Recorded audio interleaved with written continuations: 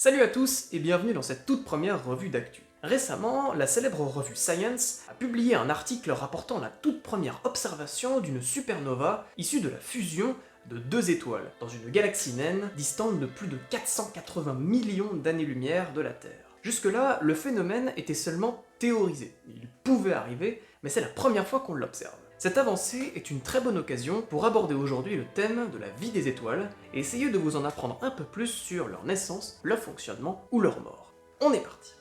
D'abord, avant la supernova, il y a une étoile. Parce que oui, la supernova, c'est un phénomène qui ne touche que les étoiles. Et encore pas toutes. Les scientifiques estiment que pour que se déclenche une supernova, l'étoile en question doit au minimum être lourde comme 10 fois notre Soleil. D'abord, comment naît une étoile? Eh bien, grâce à la gravité. Imaginez un endroit dans l'univers avec de la matière extrêmement diffuse. Il suffit qu'à un endroit, la matière soit un peu plus lourde, et donc que la gravité soit un peu plus forte pour que la matière se concentre de plus en plus au même endroit. On a ainsi un amas de matière de plus en plus massif qui va donner naissance à une étoile. Le reste de la matière peut donner des planètes ou des astéroïdes par exemple. Mais ensuite, comment fonctionne une étoile? Eh bien une étoile, ça fonctionne grâce à des réactions nucléaires. Et ça s'explique par plusieurs choses.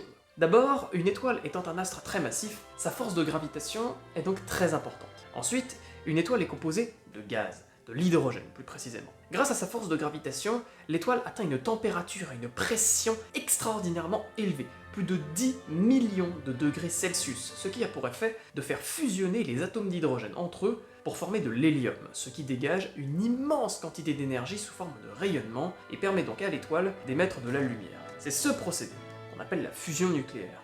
Et c'est d'ailleurs en se basant sur ce procédé que les chercheurs tentent actuellement de mettre au point une nouvelle manière de produire de l'énergie. Ainsi, nous serions capables de résoudre l'encombrant problème des déchets radioactifs propres à la fission nucléaire, que l'on utilise actuellement.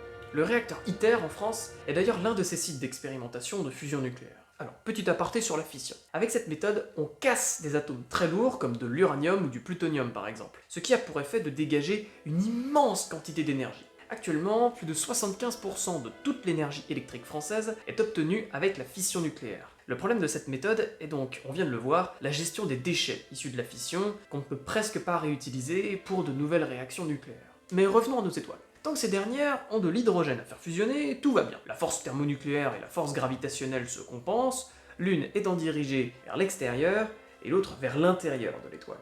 Mais fatalement, il arrive un moment où l'hydrogène vient à manquer. Dans cette situation, c'est l'hélium qui va se mettre à fusionner, mais comme cette nouvelle réaction émet beaucoup plus d'énergie, l'étoile va se mettre à grossir pour devenir une géante rouge.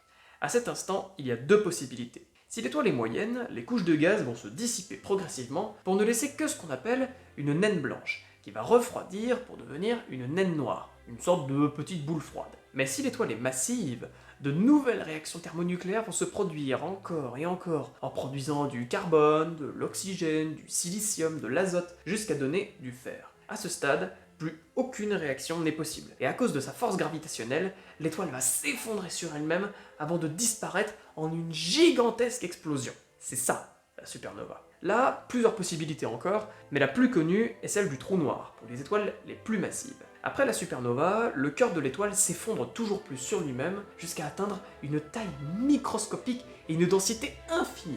C'est ce qu'on appelle une singularité. La force de gravitation de cette singularité est tellement puissante qu'elle aspire tout ce qui passe à proximité, même la lumière. C'est ça qu'on appelle un trou noir. Et voilà donc comment se conclut notre petit voyage dans l'univers, qui, je trouve, donne un peu le tournis. Merci pour votre attention, et à très bientôt pour une nouvelle vidéo. Salut!